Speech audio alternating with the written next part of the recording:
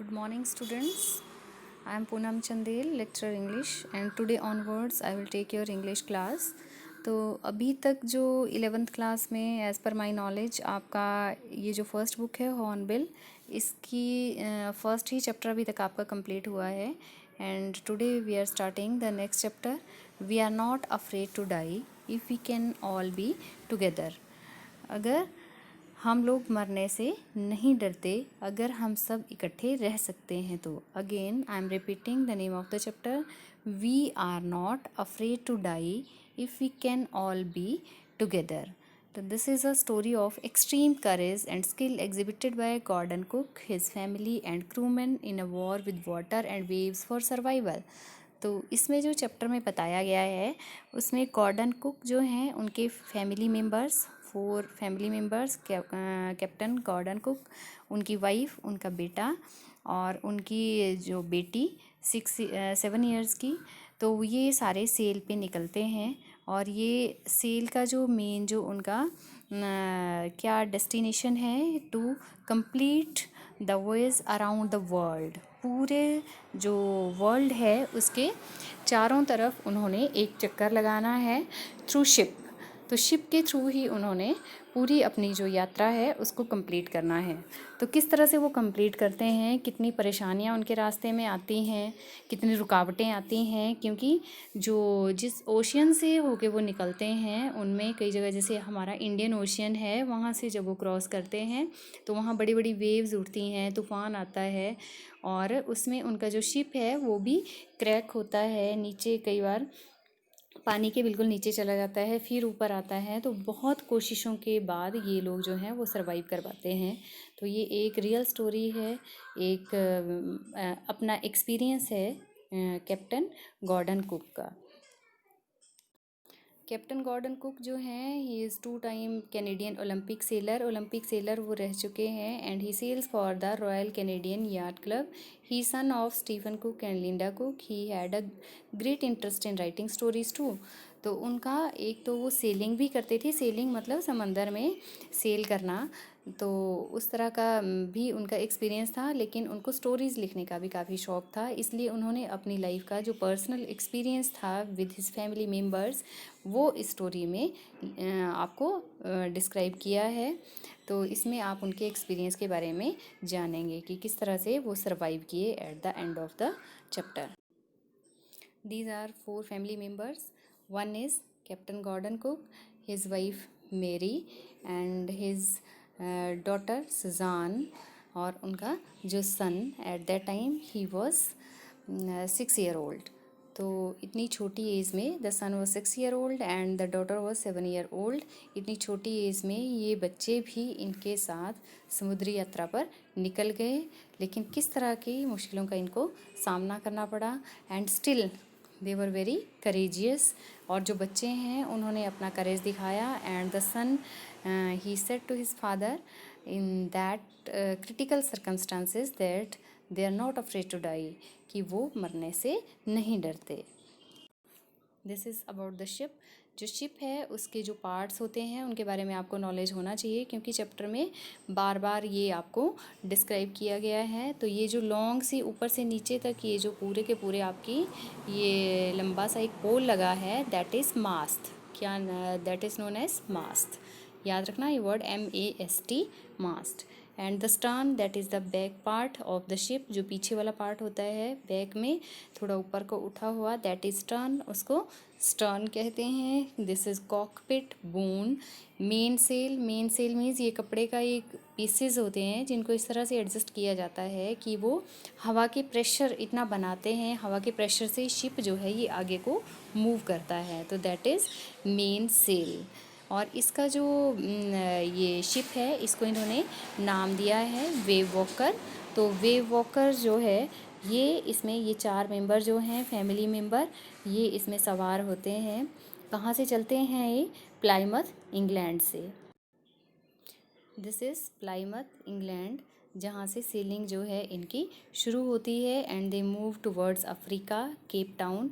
But जब वो Cape Town में पहुँचते हैं तो वहाँ से वो एक्स्ट्रा 2 क्रू मेंबर जो हैं वो अपने साथ ले लेते हैं। क्रू मेंबर क्या होते हैं, मतलब जो क्रूज़ में काम करते हैं, जैसे शिप के ऊपर उनका काफ़ी एक्सपीरियंस होता है, सेलिंग का एक्सपीरियंस होता है, बड़े बड़े ओशियन में निकलना, यात्रा करना, तो उसका उनको पूरा एक्सपीरियंस होता है। तो काफ़ी उन्होंने ड्रिल्स किए होते हैं। तो वो 2 मेंबर भी ये केप टाउन से अपने साथ में ले लेते हैं। कहाँ से, आई एम रिपीटिंग अगेन कि ये इनकी जो वॉयेज है कहाँ से शुरू होती है, प्लायमouth इंग्लैंड से, और वहाँ से आगे ये निकलते हैं कहाँ के लिए, अफ्रीका। अफ्रीका से केप टाउन तक जब ये पहुँचते हैं तो वहाँ पर इनका जो वहाँ तक की जो जर्नी है इनकी नियर अबाउट 1 लाख किलोमीटर्स की, वो बहुत ही प्लेजेंटली इनकी निकलती है। लेकिन वहाँ से आगे जो है इंडियन ओशियन में ये जैसे ही एंटर करते हैं उस शिप में, उस वहाँ पर हल्का हल्का जो मौसम है वो ख़राब होना शुरू हो जाता है। तो कैसे उसको ये मैनेज करवाते हैं वो अब आगे हम देखेंगे।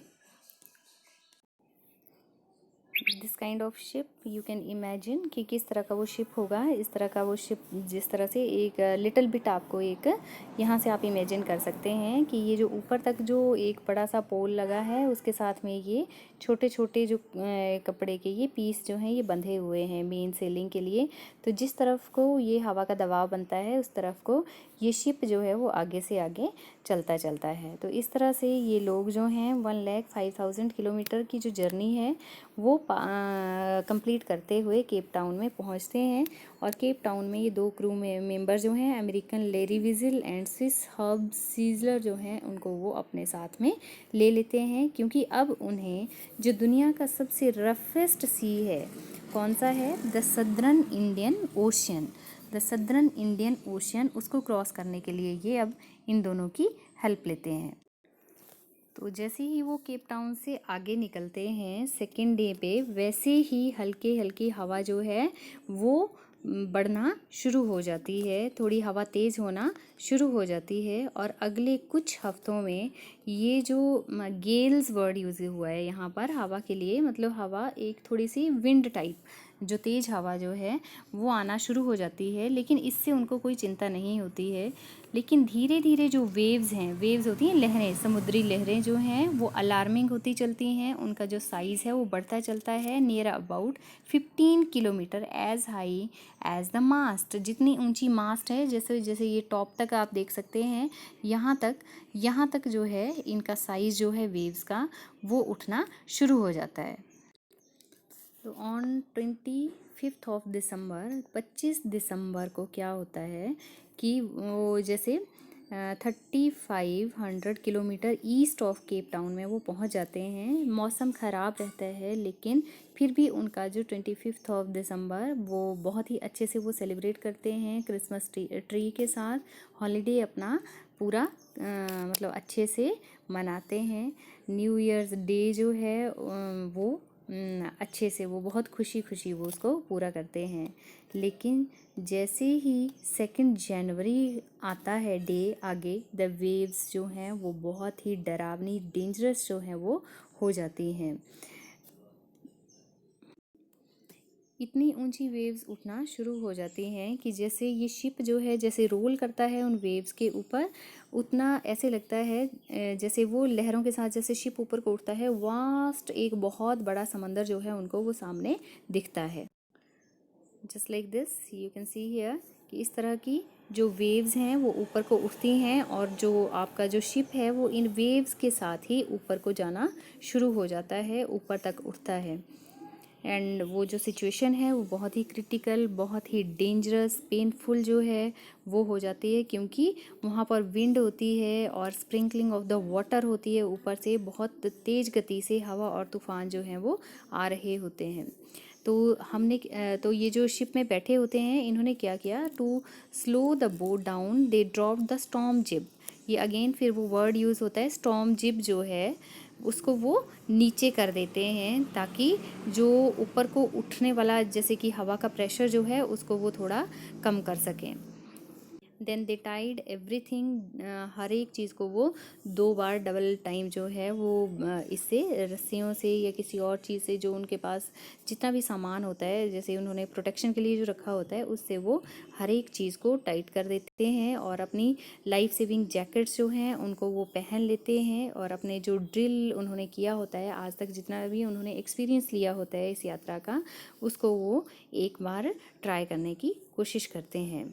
This happened on the 2 January and, और इसी के ऊपर आपके क्वेश्चन भी बेस्ड हैं, what was the situation on the 2 जनवरी। तो ये यू शुड बी क्लियर कि 2 जनवरी को क्या होता है कि मौसम बहुत ख़राब हो जाता है, वेव्स जो हैं बहुत ऊंची उठना शुरू हो जाती हैं, बहुत डरावनी हो जाती हैं, और जैसे शिप जो है वो भी वेव्स के ऊपर को उठता है और बहुत पेनफुल जो है ये सिचुएशन हो जाती है। तो आज तक हमने इतना ही करना है आज के लिए, नेक्स्ट हम कल करेंगे। इसके वर्ड मीनिंग जो है वो मैं आपको भेज दूंगी in English as well as in Hindi, तो आपने उनको लिख लेना है। And I hope you all are making your notebooks, अपनी नोटबुक्स आप मेंटेन कर रहे हैं अच्छे से। तो डेली का जो भी आपको काम दिया जाएगा उसको आपने नोटबुक के ऊपर लिखना है।